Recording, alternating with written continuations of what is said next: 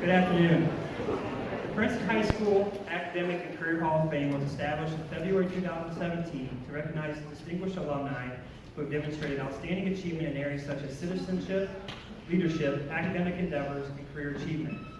The goal is to recognize Princeton High School alumni who have distinguished themselves by their contribution in their field of work or study to the Princeton High School community and to society as a whole. By honoring these positive role models, we hope to provide inspiration to our current students on understanding the value of education and citizenship and the possibilities to which it may lead. We are honored to recognize Dr. Mary Bouxsein as member of the Academic and Career Hall of Fame. Dr. Bouxsein graduated from Princeton High School in 1982. After high school, she received her Bachelor of Science in General Engineering and Bachelor of Arts in Economics from the University of Illinois, and her Master's of Science and PhD in Mechanical Engineering from Stanford University. Dr. Bouxsein has served as a faculty member at both the Massachusetts Institute of Technology and Harvard Medical School. Throughout her career, Dr. Bouxsein has received numerous academic honors, authored or co-authored over 250 articles and papers, held numerous leadership roles in her profession, and has been very active in her community. Dr. Bouxsein currently resides in Somerville, Massachusetts. Please join us in congratulating Dr. Mary Bouxsein.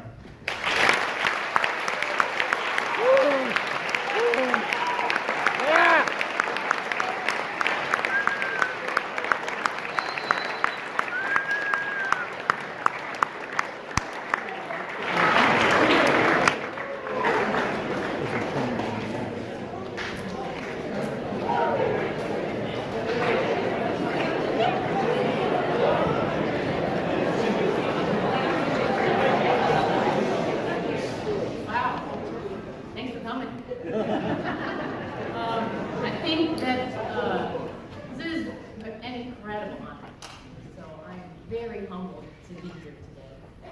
And I think the last time I was here, I was over there walking onto the stage to sing in a concert choir, and the main thing I was worried about was not tripping and falling on the risers.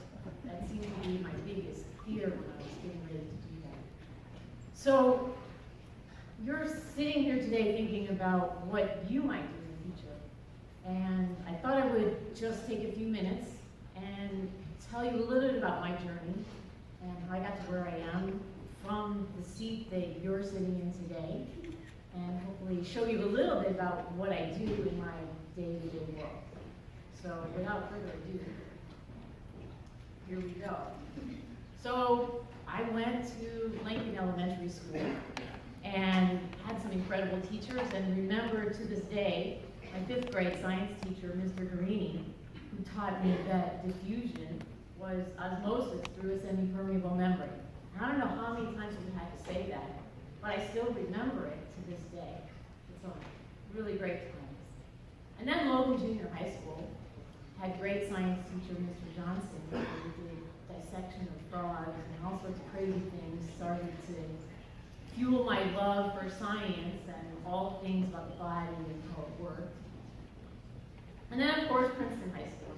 I had some amazing teachers here as well, including Mr. Young, who was my physics teacher, who challenged us to develop a vessel that would protect an egg when it was thrown out of an airplane.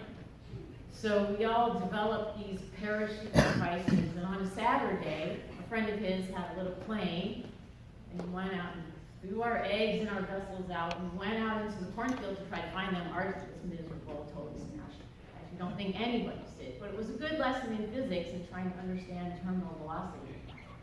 And I also had a really amazing English teacher called Mr. Scher. And that guy cared more about anybody. And I will tell you that he suffered a lot in our community.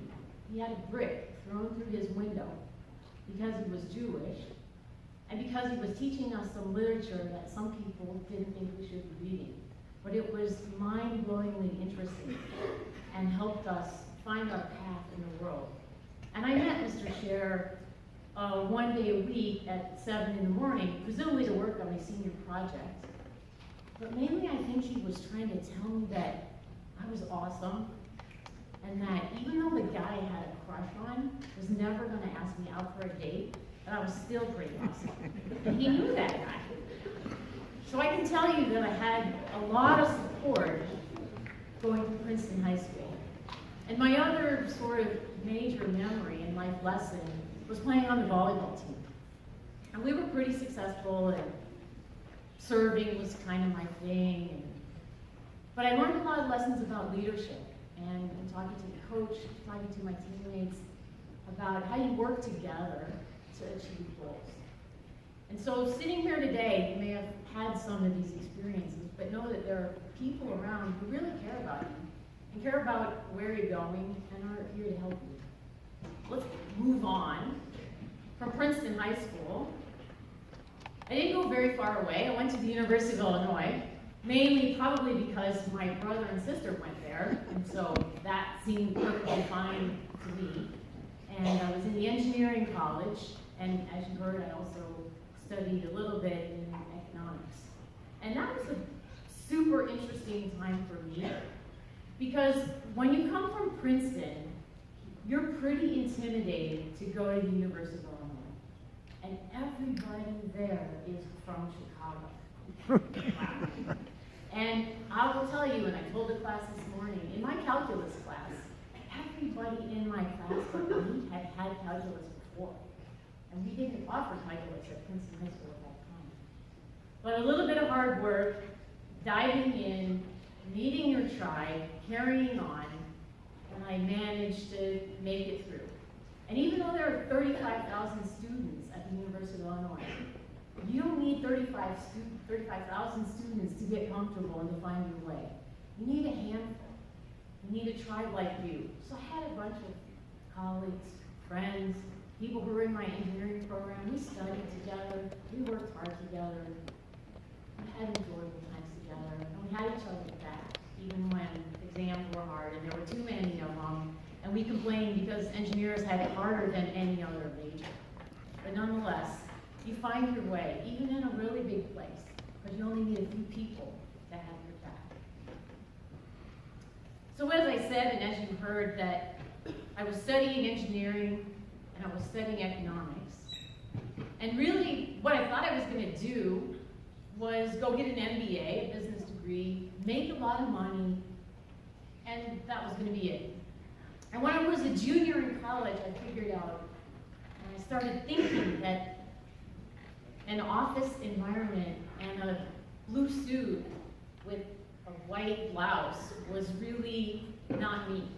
And I started thinking about what I really liked to do and what really interested me. And I was crazy for sports and fitness.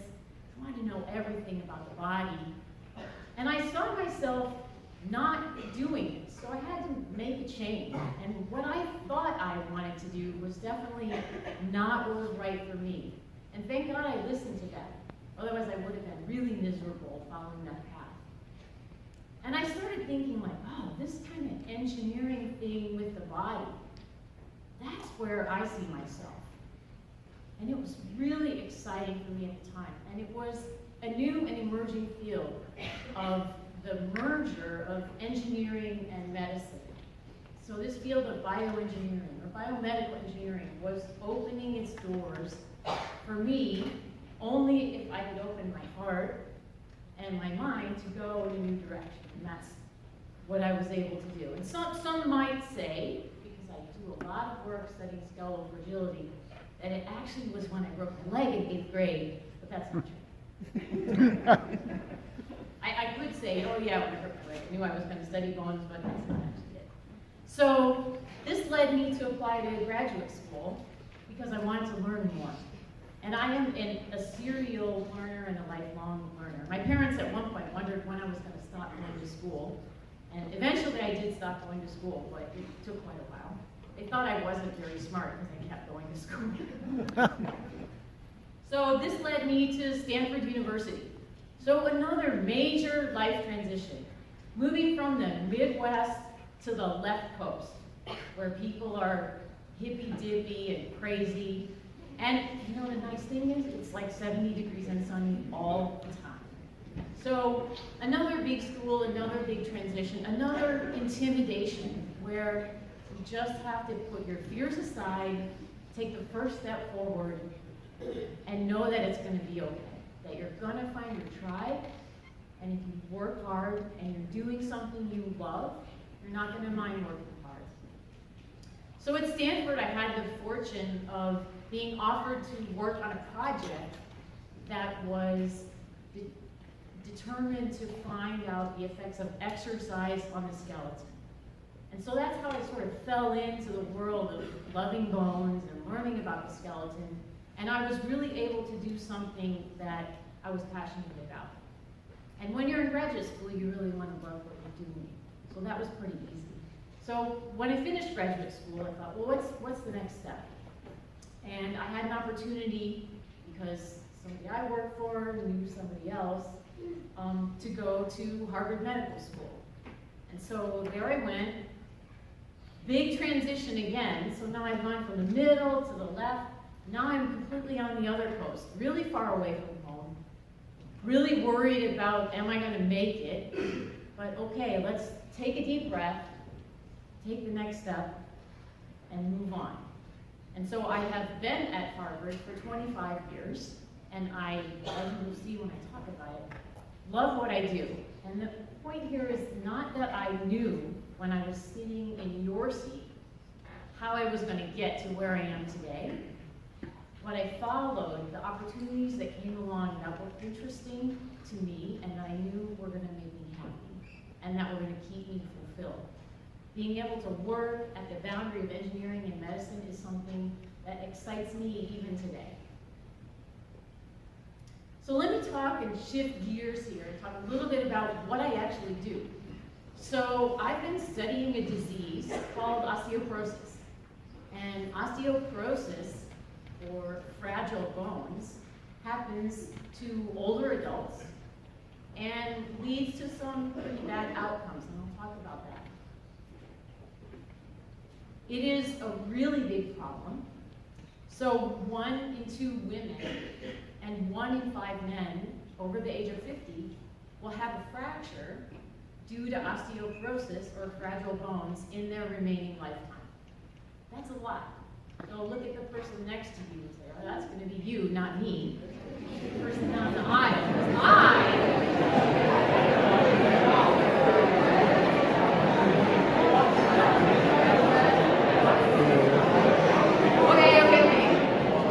Because I am going to take care of my skeleton. And I'm going to figure out what I need to do to keep it good. So that includes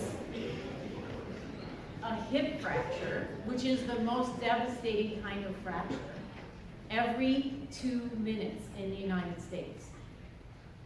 And why is this important? Because you probably know that people over the age of 65 and even over the age of 80 are the largest growing proportion of our population.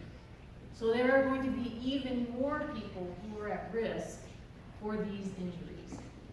And let me tell you a little bit about what happens. So these are not benign injuries. So suffering one of these fractures or a break in the bone leads to a lot of problems. In fact, 25 to 30% of people who have a hip fracture, so a fracture of their top end of the femur, will die in the first year after their fracture. And in fact, my father, who was 82 years old, going to work every day, fell, had a hip fracture, and died 4 months later. And that keeps me going every day to try to do better by this disease. 50% of people who have a hip fracture don't walk independently anymore who used to walk. So they either need a walker or a cane or the assistance. 30% of people who have a hip fracture will end up in a nursing home when they used to live at home independently. So these are life-changing events. And you can see on the right-hand side of the slide the consequences of people having fractures in their back. So the picture here, this is a mother and a daughter, and they used to be the same height. So you can see the devastating consequences of skeletal fractures. So how does engineering fit into this incredible problem? So engineers, we study structures. We try to figure out how to build bridges and buildings and things, hold things up. Well, the skeleton is just kind of a cool structure that suffers a failure, just like catastrophic failure of a bridge. So that's how I put the two together. And here you can see the remarkable, in my mind, I know I'm kind of a little bonehead, and I take that as a badge of honor, remarkable biology and structure of bone, which is uniquely oriented to have you have a fully functioning skeleton, be able to move around. And on the left-hand side of the slide is a healthy person. So that's you. And on the right-hand side of the slide, hopefully that's not me, but it could be me someday. These are the kinds of changes that we see. So a deterioration in structure, a loss of mass, that leads to fragility and fractures. We're trying to prevent this. So the big things that influence your skeleton are your diet. Do you get enough calories? Do you get enough calcium and vitamin D? You're taking notes, right? Because you don't want to be the 1 and 2. Do you have the right hormones circulating? Have you had any diseases? And of course, did you pick the right parents? Because that's really important, but you may not be able to do that. And then finally, physical activity and mechanical loading is really important. Use it or lose it, and that applies to your muscles as well as to your bones. So let's talk a little bit about mechanical loading and physical activity. So here is a classic example of how physical activity can influence the skeleton. This is an image of the playing arm of a professional tennis player versus the non-playing arm. So you can really see the effect of what mechanical loading and physical activity can have on the skeleton. The skeleton is not an inert organ. It is adapting, changing, responding to both increased mechanical loading from physical activity as well as decreases. And this makes you think about, well, the coolest experiment I ever did has to do with extreme unloading and disuse. And I was fortunate to work on a project with NASA that I'd like to share with you today. So think about when the astronauts go into space. They are subjected to extreme unloading due to the absence of gravity. So they live in microgravity. And one of the real rocket scientists, I'll read this quote to you, said in 1951, not now, but the time has arrived for the medical investigation of the problems of manned rocket flight, for it will not be the engineering problems, but rather the limits of the human frame that will make the final decision as to whether manned spaceflight will eventually become a reality. And that's true today. So we've got really awesome rockets, and we still have challenges protecting the human body in microgravity. And so here's the challenge. Astronauts before flight, they are the most fit specimens. And when they come back, not so much. And so we need to figure out how to protect the health of our astronauts on long duration spaceflight. And in fact, astronauts, they lose bone really rapidly in microgravity. They lose about 1 to 2% of their bone mass, that doesn't sound like a lot, per month in spaceflight. And compare that to the older women who are really at risk for those devastating fractures, who lose at 1 to 2% per year. So astronauts lose bone at 10 times the rate of these older women. Big problem. And that happens even though the fact that astronauts exercise 2 hours a day when they're on the International Space Station. So they run on the treadmill, they ride a bike, they do some weightlifting, and they still have devastating losses in their muscle and bone. And that's pretty important. How many of you are thinking going to Mars is a good idea? Maybe not personally, but like, yeah, right? Let's go explore. Let's go see what's out there. Who wants to go to Mars? Anybody want to volunteer? Yes. Yes. Absolutely. Okay, so here's what you're going to be up against when you go to Mars. So the first leg of the mission is getting there. That's going to take about 6 months. And maybe you're going to lose some bone on the way there.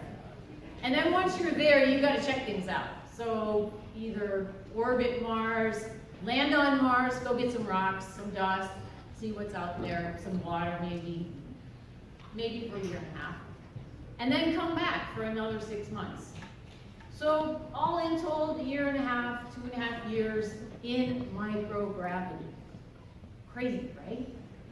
And if we think that bone loss is happening at the rate we've seen it in short missions, they're going to lose about 50% of their skeleton over the 2 to 3 years they'll be in microgravity. So we got to do something about that. So that made us think, my group, like, what can we do about this? So we study osteoporosis, that's skeletal fragility in old people. How can we protect the skeleton of these astronauts? And that made us think, there are some cool drugs that are being developed for people who have osteoporosis. And could we use them to prevent bone loss in space? So here's one of those moments that you look back and say, wow, I'm really glad I did that. So I wrote a proposal to NASA to test an osteoporosis drug in mice who were flying on the space shuttle. And it was accepted. And it's another thing where you thought, we'll never get it, we shouldn't try. And we tried, and we got it. And it was the most remarkable professional thing I've ever done, just from a cool factor. So we went to Kennedy Space Center for a month, check in, they have a sign that says how many days to launch. We showed up in the lab every day to work with our mice, get them ready for the mission, and then it was go time. So to get them ready, prepared the mice, here was our experiment. We had animals on the ground. They were treated with placebo, or an inactive drug. We had animals on the ground in a special cage treated with a drug. And then we sent animals in space. And half of them got the drug, half of them not. And I'll tell you, the hardest part was figuring out how to get him in the little suit. Okay, thank you for laughing, because they don't really wear the little suit.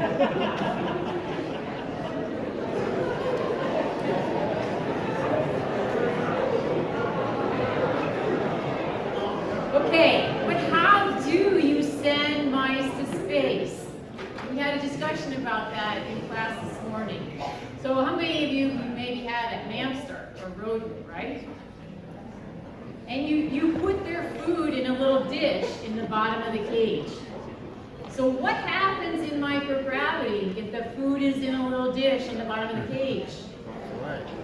It floats all over the place. Those poor mice, who now are also floating all over the place, can't find their food. And so NASA, they're so smart.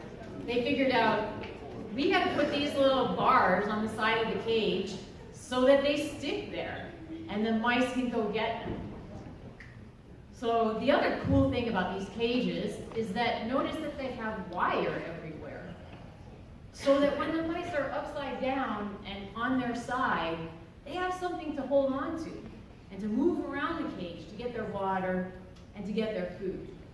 So super cool engineering to allow us to do this experiment. And so here's what the cage looks like at the beginning of the flight. And then they came back after 12 days, and on the upper right is one of the astronauts. They look at them every day, make sure they're okay. And the waste product, which of course there's some waste product, is supposed to be removed. But when it came back, it kind of looked like this. So this is not the glory part of science, because my job was to open this up and see that the mice were okay.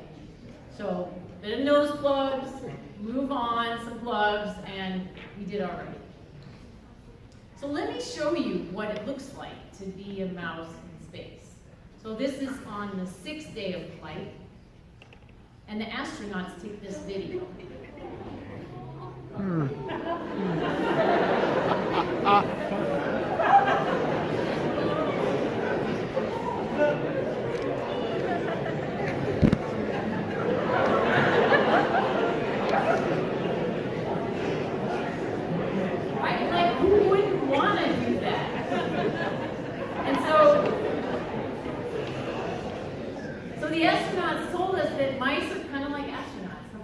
12 days, they just hung out in the corner and they're like, oh man, my head hurts. What just happened, right? Like I just went through 8G getting up here and I don't know which way's up and which way's down. And after a few days, they do this. They let go, they do somersaults, they have fun. Kind of like the astronauts who don't feel so good the first few days, and then they're like, yeah, this is cool. So I felt pretty good that our animals had a pretty nice time. So this was our mission, not that I know exactly, but it was 12 days, 18 hours, 28 minutes, and 50 seconds. And then they came back. We were there for the launch and for the landing. Had an awesome team of students with me that got to experience this as well. And then we saw what happened. So did our drug work in helping these animals not have bone loss? So let me show you first what happened when you don't have a treatment. So this is a three-dimensional image of the bone in the leg of the mouse that we took when they came back, or the ones that were on the ground. So here's the ground animal who got treated with the fake drug, right? That's what you look like normally, or what the mouse looks like. And here's what it looks like after just 12 days of microgravity. Not 3 years, 12 days. They lost 60% of their bone mass. And thankfully for us, the big reveal, when we treated them with the drug, we were able to fully protect them.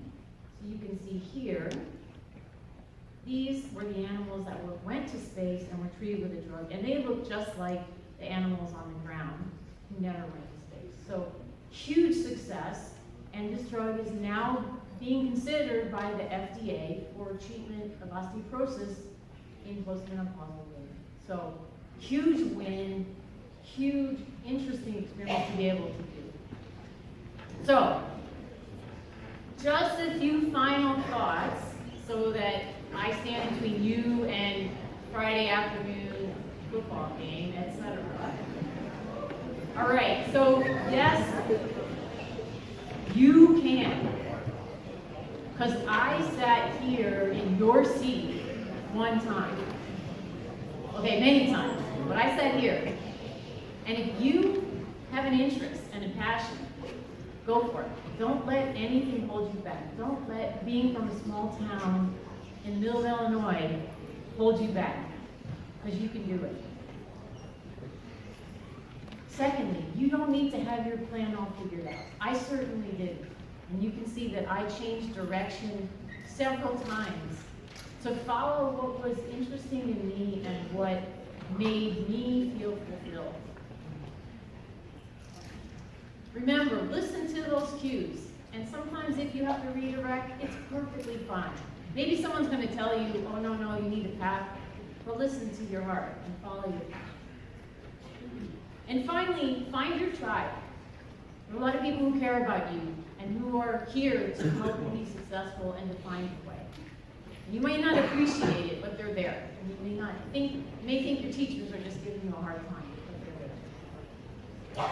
All right, so I want to thank the people I got to work with. I don't get to do these things all by myself. I have an awesome team of students, technicians that I get to work with. We had more than 60 people working on the experiment at NASA. And finally, just a few more words about what got me here. And certainly that would be a need to thank my parents, who are from Princeton, who supported me in every way, taught me to be humble, taught me to be kind to people, and to work really hard, because then good things will come your way. Also, of course, have to thank my siblings, who, as you can see from when I was 3, 2, and they were much older, and they still are much older, who always supported me. And I was a little kid sister, and just to let you know, they nominated me for this. I didn't even know about it. So they went out of their way, put in the nomination to get me here, and I am forever grateful to them for that. And finally, my partner in crime, Ed, who keeps me sane, goes on adventures with me, and makes life super enjoyable. So with that, I'll let you go.